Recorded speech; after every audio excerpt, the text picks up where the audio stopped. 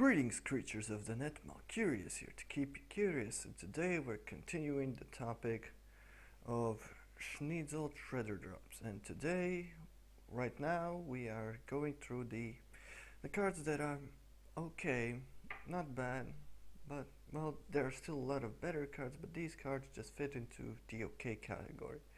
So we left off at Fugan as the last not good enough card. So the next card is the one that barely cuts the cheese, and I know I'm gonna hear a lot of disagreements on this one, but I'm trying to make my point. Leroy Jenkins. So why is it at place number 44? And okay, first off, it's an okay card. Why is it not good? Well, the thing is, it's weak in comparison to the other chargers you can get. And of course, except for Old Murkai, which is a obvious garbage, just 2 damage, direct damage is just not good enough. Leroy is 6 damage, but the thing is, it's not good, as in good, because if you compare to the other 3 Legis that have charged, they are just all better. Grommash is better, King Crush is better, even Alakir is better. Hell, Alakir is a hell lot better. And that is why Leroy is just never gonna cut the cheese for being good. He's okay, but he's just okay. So because, well, if you get him on your opponent's turn, it's like basically you get Vol'jin, which is crap. And yeah, that's I think it. Even if you get it on your turn and you get the immediate charge, you still have to value the fact that maybe your opponent has like even the minor taunt, and the 2/2 taunt just kills it, and it's just so sad. It just dies too easily, which is why the charge factor makes it okay, but not one of the great cards. And just because it just dies that simply, it's like so low on this list, because you want to make more value out of a card. And if you charge in your opponent, it's 6 damage, yeah, that's great. But if it just dies the next turn, it's like sad. And well, in a way you make headway, but it's not that big of a headway. Unless your opponent is almost dead. Next up, Run Blackhand.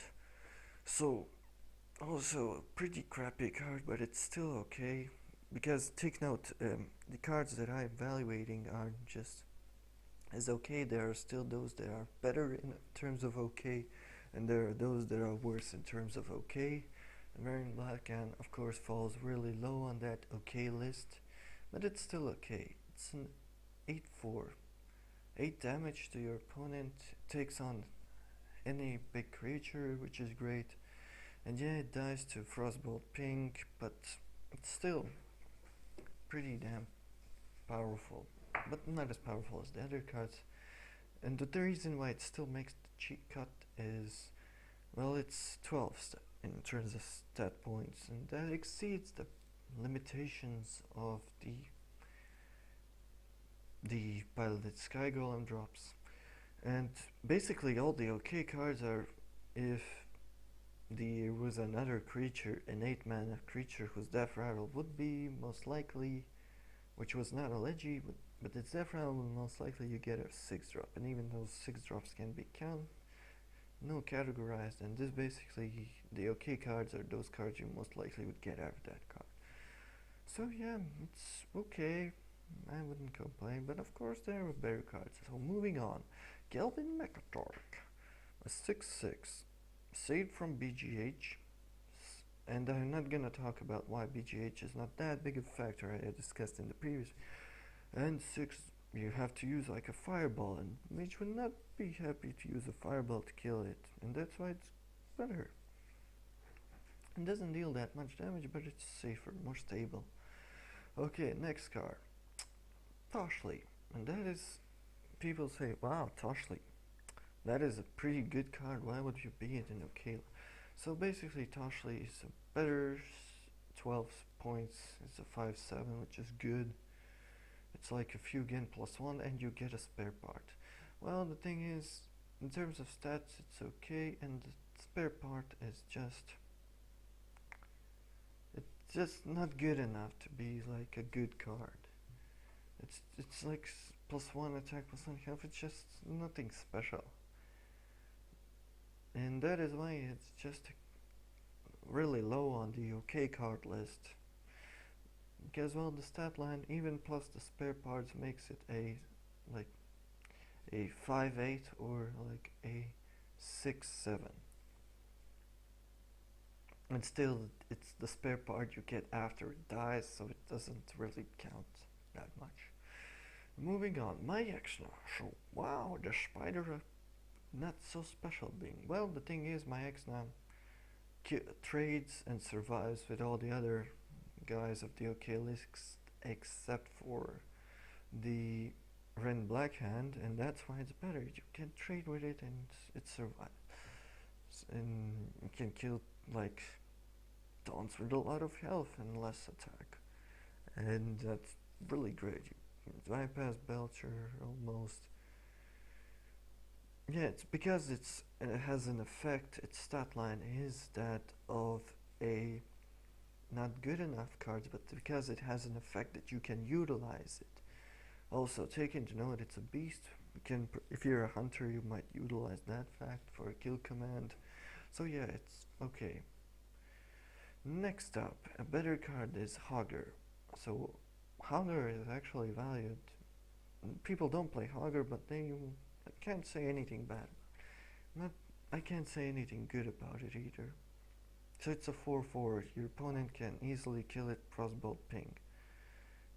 Since the chances of it plopping up in your opponent's turn makes it like, oh my god, it's just gonna die there, like a 4/4 Milhouse Matastorm.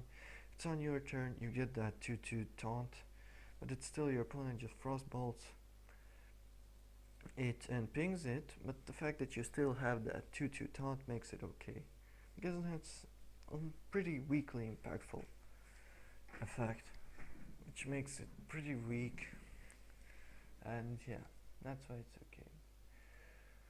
And next up is Gazlo. Well, you're saying, wow, Gazlo's effect is insane.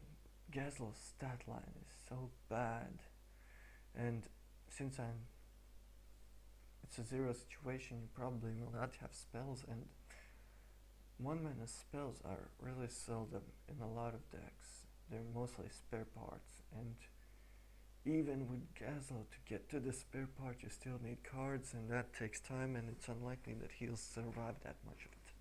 However, if you have a spare part, that you get the spare part, you get the creature even once, makes it okay. In the 0 situation, you might have that one spare part, so it makes it okay. Because the Gazlo doesn't make like super great plays unless you literally have the requirements. In a way, you would put it into bad, but because a lot of people play mech decks and you get the spare parts in the mech decks, and actually even without mechs, there are a lot of good 1-mana spells you might get. It's okay. Definitely not in the good class, but it's okay, and of course, as I noted, it's pretty low on the OK list. It's 38 in general, which is below half of the legis. Next up, Illidan Stormage. So 7/5 BGH.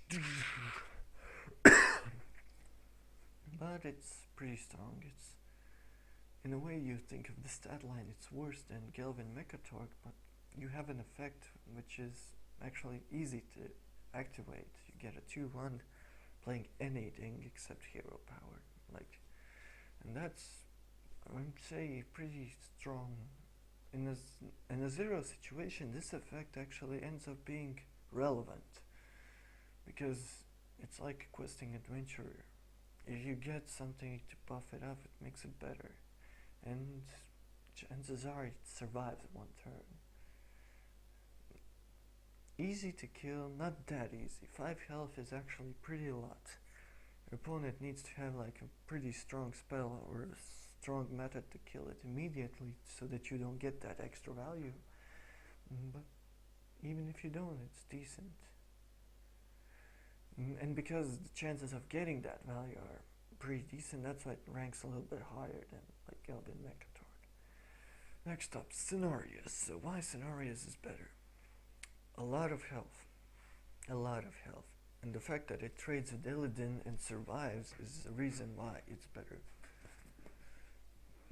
Yes, my X-Knight would definitely kill it and survive, but my X-Knight in a zero situation where your opponent doesn't play creatures, doesn't deal enough damage, and will eventually be found out a way to just bring it down easily.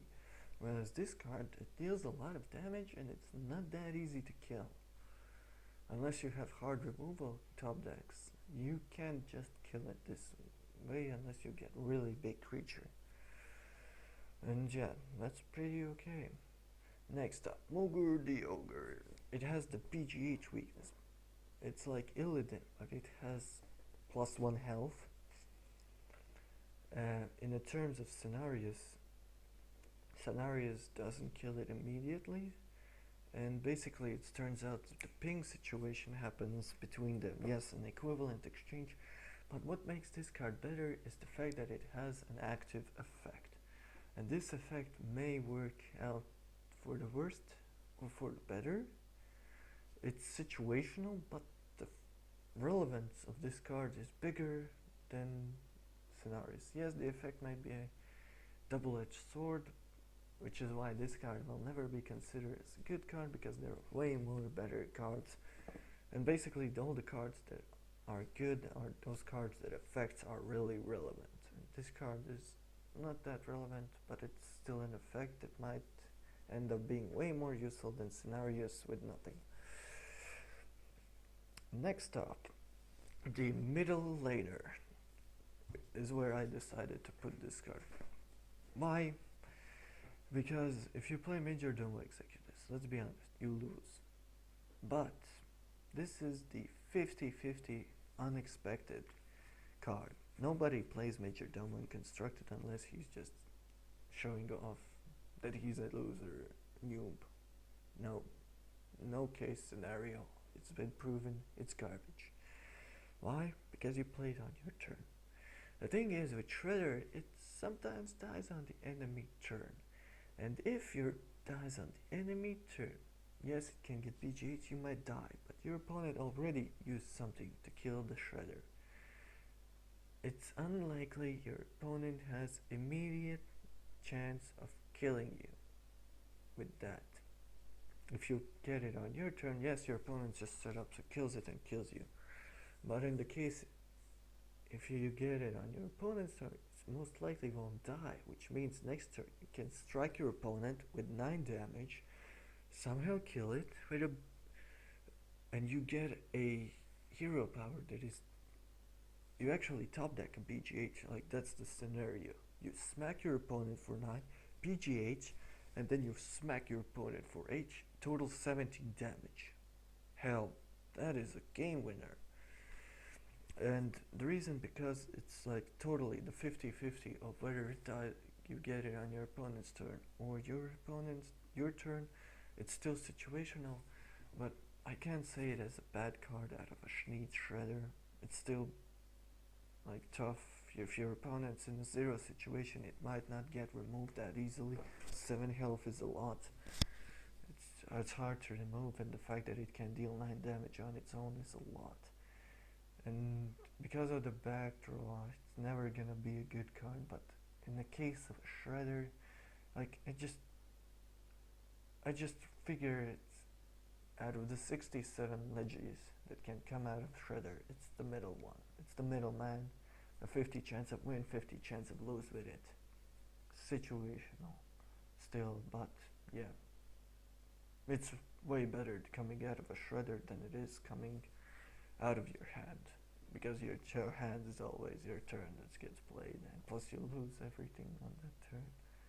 Actually, in a case where you actually have cards, you smack your Shredder, the first thing you do your turn, it comes out.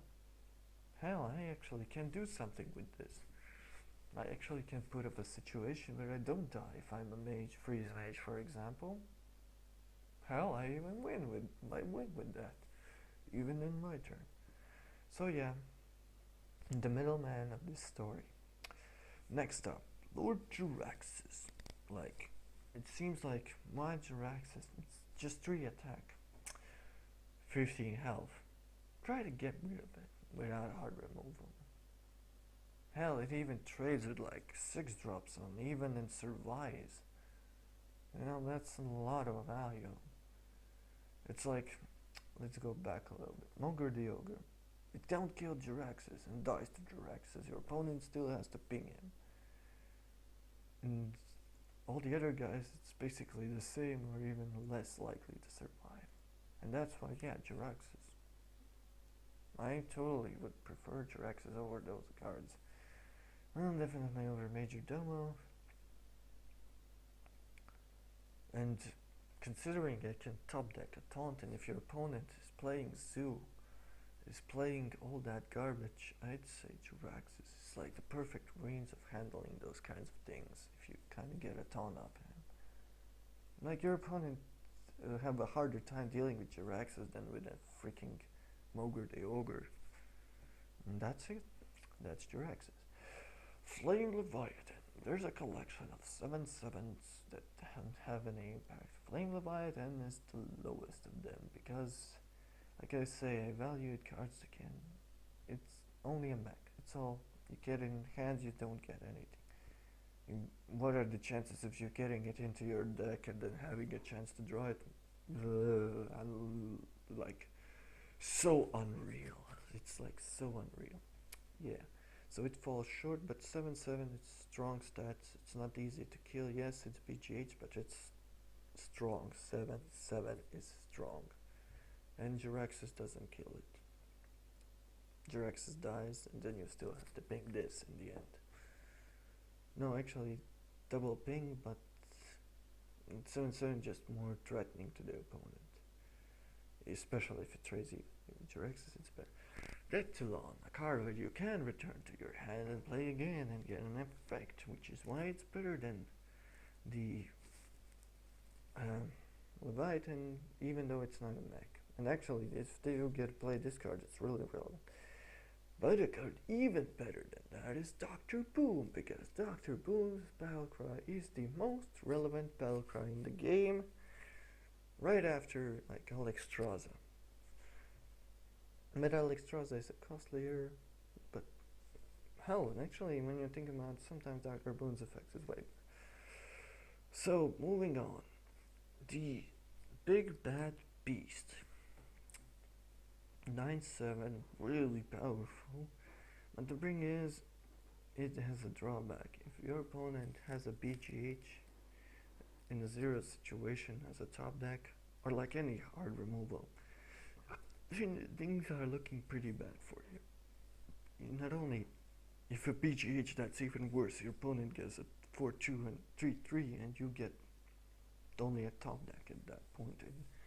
And that's why it's okay. It's a strong card, but if your opponent is lucky with the top deck, it backfires, which makes it, well, the chances of that top deck is low. That's why it's still better than the other cards we noted so far. Yes, when it trades with the 7/7, the opponent comes ahead, but that is still a situational, and people don't play these days a lot of big drops. And this is a valuation of Sneed's old Shredder drops in 0 situation, which I would have a 9/7 over 7/7, even if it has a backdraw. Next up, Malorn, less backdraw. Hell, if you're playing on top deck, it's actually pretty decent. You can play Malorn every turn, and you get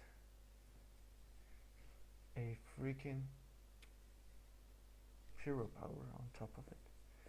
Man, I should have told you how I once got Malorn out of my Sneed's old Shredder, and it died, and I top decked every freaking time, which was hilarious. And I have actually a lot of cards in the deck still. Yeah, so Malorn, better than, of course, the Beast. It's obvious. So, Onyxia, an 8/8. Why is an 8/8 better than a 7/7? Well, because it's harder to kill. That's simple. That's the argument. It still gets BGH, but it's harder to kill, which is pretty relevant in this game. And it's, in terms of Battlecry, I value it less than Nefarian. Because if your opponent top decks AoE, the 1-1s won't matter, but you can get OP spells situationally that win more your game more likely than the 6-1-1s. Honestly. As well as Pt.3 is a savior or the person that puts your opponent on the edge if he's full health. In a typical situation, if you can't get them on your hand, their effects are way more relevant. Like Pt.3's effect way more relevant than Nefarian. Situational, but in a way game impactful way more. Especially in the late game where life is actually either you have a lot of it or you're really short on it. And the last okay card. And why is no Stormont? Because, well, the effects that actually are instantly relevant are way more. Even if in a zero situation this effect seems still irrelevant, chances are of the less likelihood of being a totally zero situation than being a 2-card situation is more likely. And yeah, at least give no Stormont at least some way. At least here in the Shreeds Old Shredders drops makes it the best out of the okay ones. At least he deserves that much. So, I hope you enjoyed this video on the okay drops, as the Stormont being the best of the okay compared to Leroy. Well, you can always leave your suggestions on what you believe should be better in the comments below. And I'll see you guys later.